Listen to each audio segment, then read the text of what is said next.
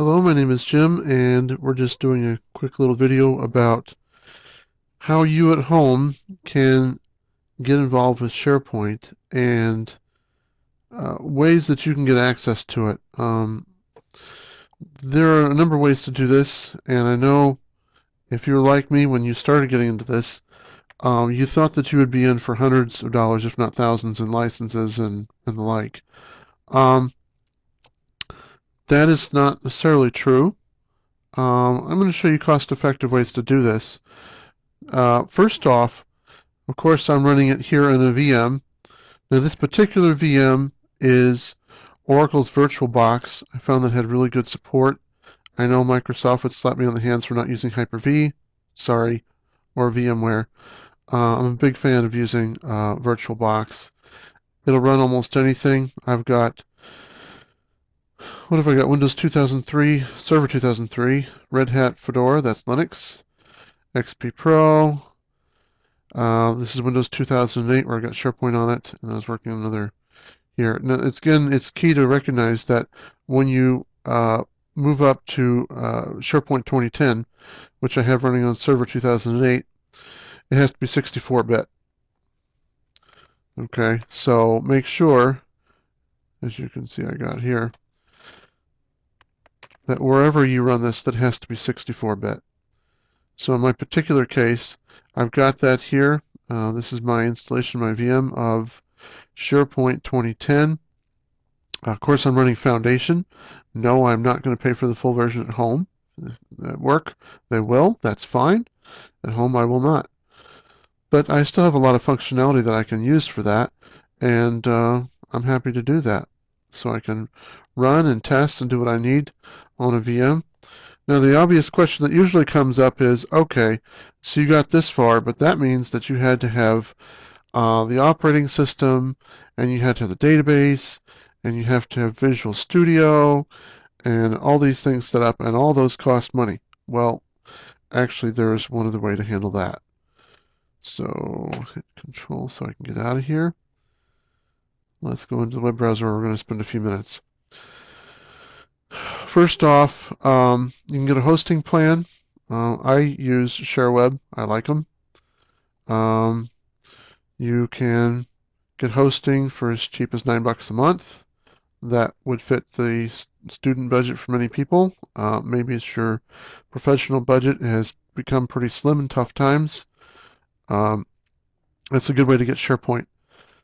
So then you have a hosting plan where you can have others see what you've done. I've done some limited work here, created some sites, and again, this is still in the process. So the point is, you could have this set up, and you will not get file system access since this is a shared hosting plan. I mean, you're not going to get to see the C drive or D drive or anything like that, but you get document libraries and you get all the things that SharePoint Foundation can give you. Okay. Now, as I mentioned with the software, the way to handle that is with DreamSpark. Yeah, I got this as a grad student, so by telling them which school I'm in and getting my school's people and DreamSpark people to talk and verify that yes, I'm indeed a valid student, I was able to get a lot of software. They do not mail you the CD or DVD. You have to download it and you have to burn it yourself. But for getting the software, it's pretty well worthwhile, and I'd highly recommend it if you're in school or working your way through college, whether it's community college, university, grad student alike. So there's a lot of things available in here. Everything from, oh gosh, all the server operating systems, Visual Studio. I can't even think of them all off the top of my head. All said, there's probably, as I remember, about 30 different pieces of software that you can download here that would normally cost big bucks. So, all right, you got the SharePoint environment. What do you need to do that? Well, first off, If you're not willing to get the software for VM, you can do it pretty low cost by downloading the SharePoint 2010 Foundation for free.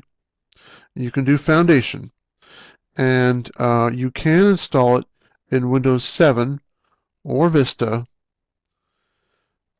or Windows 8. Now, it runs, but it doesn't run well. I'm speaking for Windows 7 and SharePoint 2010. I had basic functionality, but I had some connectivity problems, and it was a bit stubborn on the development side. So I just went ahead and set up my VM and went the traditional route so that I would have all the resources there, Active Directory and whatever, that I would not get by doing it here. But you can, and there's a URL for that. This is what it is. I'm just going to mouse near it so that the screen will zoom in and you can have a look at it. Okay, let's move on quickly. So,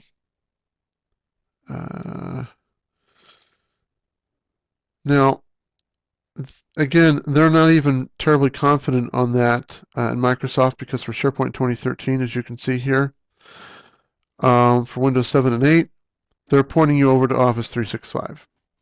Okay, so they would much rather you use their hosting plan and connect remotely and work that way. Now you can do that. Again, with my ShareWeb plan, I do that. I've downloaded SharePoint Designer, which is also free, and you don't need DreamSpark for that. You can connect in that way and work with SharePoint Designer to do things like workflows and sites, and set up some site definitions, and just a bunch of things that are modestly complex in the SharePoint world that you can do that are impressive. And especially if you want to break in, it's best to try and start with an admin job anyway. So that said, let's see, what was I going to show you next? Oh, yes. So, yeah, this was that article that I was pointing to. I'm not going to search for the exact wording that I showed you from here. You saw it for yourself. So what do you need? The things to watch for are the following. Okay, and I'm talking about 2010. Okay, if you're going to be hosting 2010, you can do that, and it will work. As I said, it'll be a little stubborn. You'll have to play with it to get it to work. There will be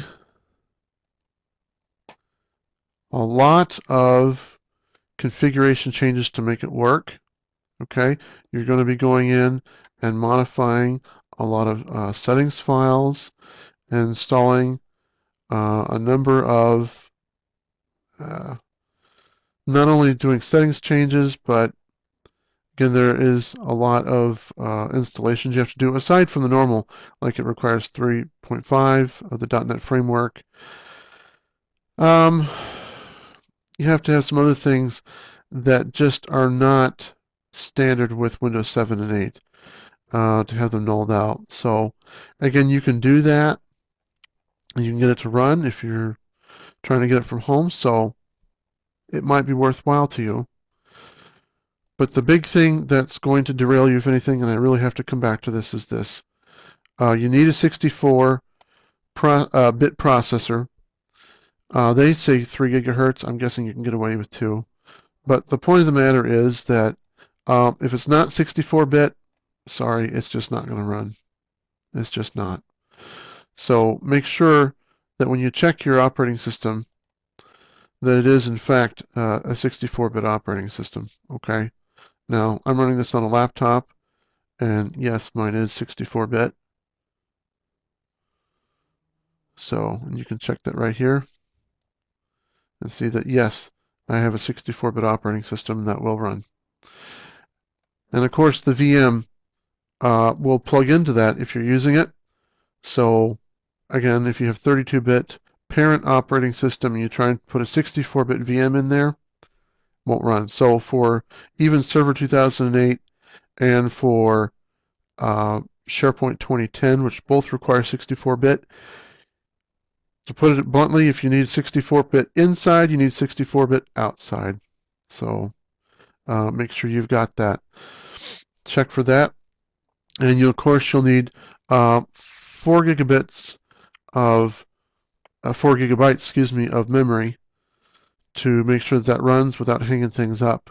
And also make sure that when you set up for search and for especially for search crawl, make sure that you don't make that too aggressive, or it's really going to hamper your performance on your machine. That goes for VMs too. They'd really like to see you in the 8 gigabyte and 80 gigabyte range. So 8 gig for your RAM and 80 gig for your hard drive space. That's really what they'd like to see going on. Okay, and again, you can get more on that at the Microsoft TechNet site. I'm trying to highlight that because I know that yellow is hard to see. Okay, so there you go. When you have that set up, it's good to go through some tutorials, maybe to get a used book and work your way through it, and it gets to be a lot of fun. It gets addictive. So download, investigate, and enjoy. Thanks a lot.